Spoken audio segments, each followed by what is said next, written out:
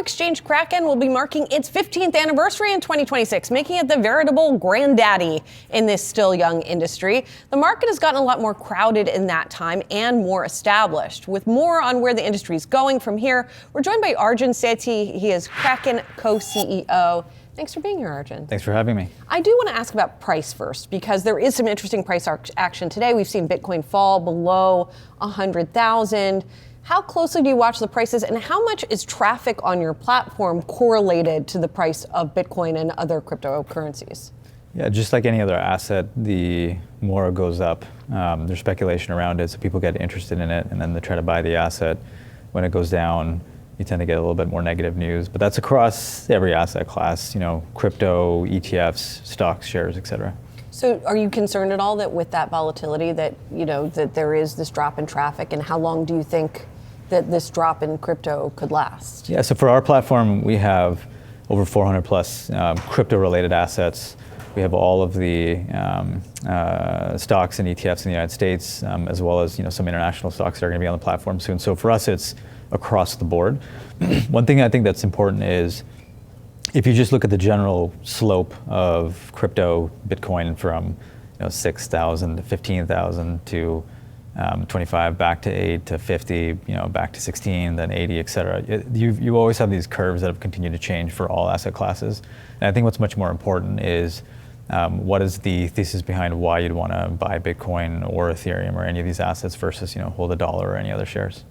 And do you think that sort of philosophy or reason for buying it, that is going to expand regardless of what happens to the price? Yeah, there's going to be micro and macro cyclicalities across all jurisdictions.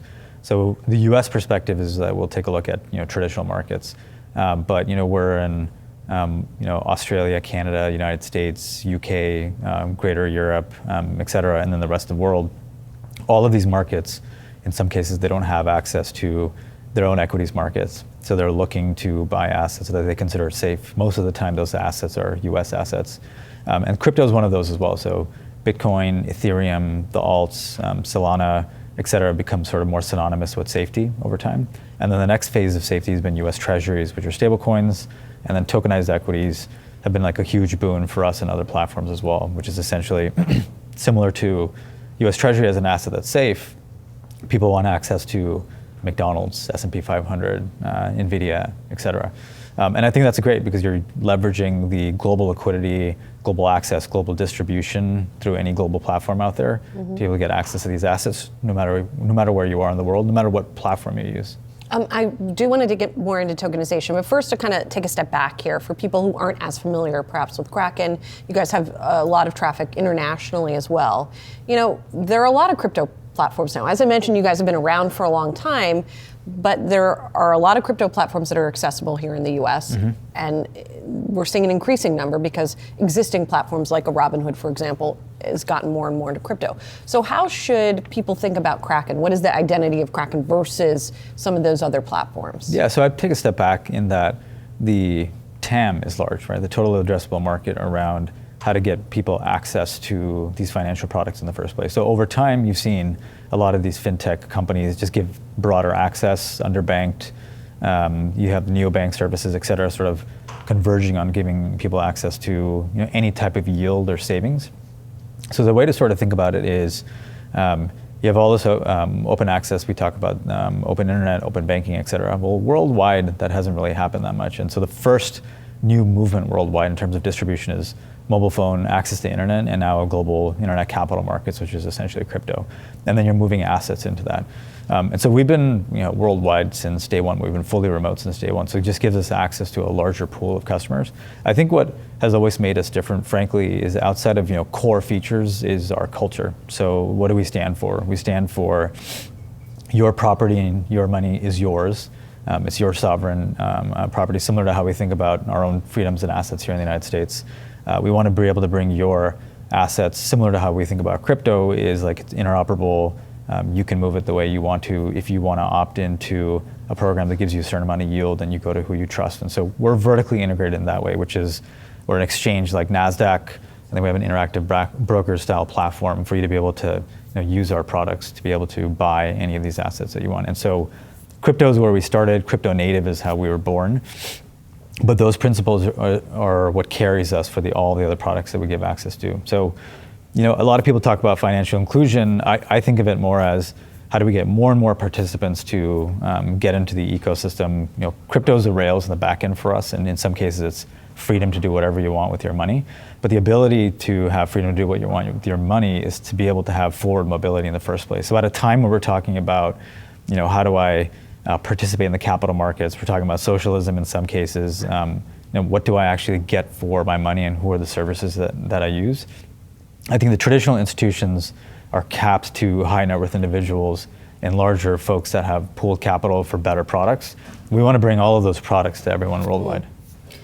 You guys also have expanded more into the retail side. You bought a company called NinjaTrader earlier this year. Historically, you had been more a home for maybe professional traders. And again, this is an area that some of your competitors are getting into more. Coinbase, for example, is leaning more institutional now. Mm-hmm. So is that a threat for you guys? How do you think about that competition? Yeah, I generally don't like the terms when people say retail or institutional. It's as if you're pitting people against each other. And so, what does the average consumer do when they're starting off, like as an entry point? What does someone do when they're, in their midlife of their career?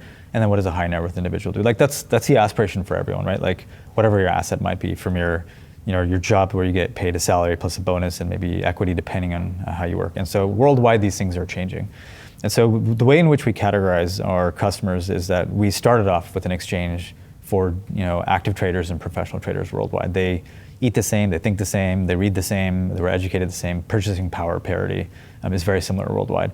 They're the basis and the strength of our liquidity, our global platform, our rails, and they just give us the ability to create all these products for consumers. And so, traditionally people will say retail, but I think of retail as like this transactional model of an individual. It's like, what do you care about? What do I care about? What will my kids care about? And so it's consumers on their journey, and then we build a separate set of products for them that are powered by our liquidity engine or Kraken exchange. And so the interface is different. So we have a app called KRAK, which is for sending, receiving, and getting yield, similar to how someone who is a high net worth individual would get. So if you want a 5% yield, hopefully in the future 8 to 15% yield, instead of having millions of dollars to get access to that product, you can have $5,000 or even $1,000. And then for our institutions, what they really care about is custody, safety, security. So we offer a lot of these yield products. So the DATs that we all hear about in the public markets, we support them. Digital asset treasuries. That's right. The companies that want to buy and hold on their balance sheet Bitcoin or Ethereum or any alts, we support that too. And then there's these protocol companies that are listing their tokens, we support them as well. So this is not any different than banking and financial services and the institutions that we're used to.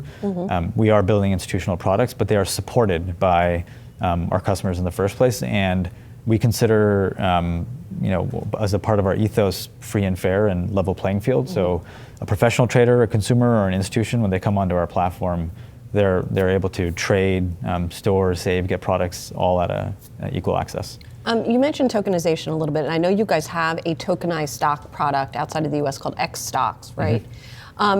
How is that product doing, and do you have plans to bring it into the US? I mean, the sort of use case where it seems more logical outside of the US. So talk me through how you guys are thinking about that. Sure, so similar to stablecoins, we built out our platform called X Stocks, or it's tokenized equities. It's permissionless, it's across multiple chains today. So Solana and ETH are the two main ones where we launched, and it's available worldwide, including most of Europe. It's not available in the United States yet, but we're hoping that changes over the next coming months to years. The way to think about it is, again, as I've mentioned before, people want access, no matter where they are in the world, to what I call safe assets or growing assets. And it's either a hedge against inflation, or they want to be able to have forward mobility. So if you're a shopkeeper in Latin America and you want access to the S&P 500, you have access now. And if you want to get yields for it, you can do that as well. But I think what's more important is that there's global distribution of getting people onboarded into the US capital ecosystem. What's really great is you have more people participating, you have more liquidity in the ecosystem, you have more owners worldwide that sort of think the same way we do here in terms of what our US capital values are. And that ends up being really great. And so it has become one of our fastest growing products. I think we just passed 10 billion in transactional volume on a tokenless, permissionless platform. And it's not just available on Kraken, it's available on the Phantom Wallet. It's available on a Solana DEX in any of these markets. And so I think what's really great is like while we're creating our product, we don't also want to force people into a walled garden where they say you can only buy equities with us, you can only buy crypto with us. If you buy with us, you can move it to a wallet. If you want to buy from another wallet and bring it to us, you can, as long as our banking and financial services support what you want. That's what we're there to do in terms of their workflow. I want to ask you about regulation, particularly here in the US, because Kraken's not available in every state, and not all of your services are available in every state, in part depending on particular coins that people We're available in all trade. states but one.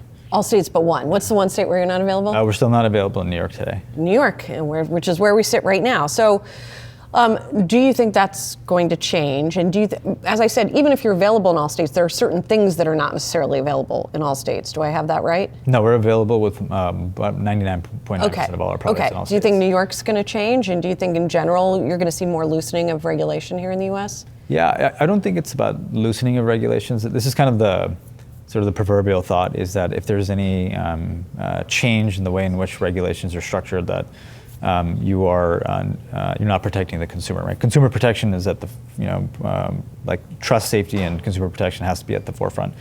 And this is very similar in Europe. And so a lot of the conversations people are having now are how many disclosures or, like the cigarette disclosures that you're going to get cancer, do you have for products that are actually meant to get people forward mobility? And I think a lot of the discussions we're having is, okay, well, what are the types of financial products that you can get out to people?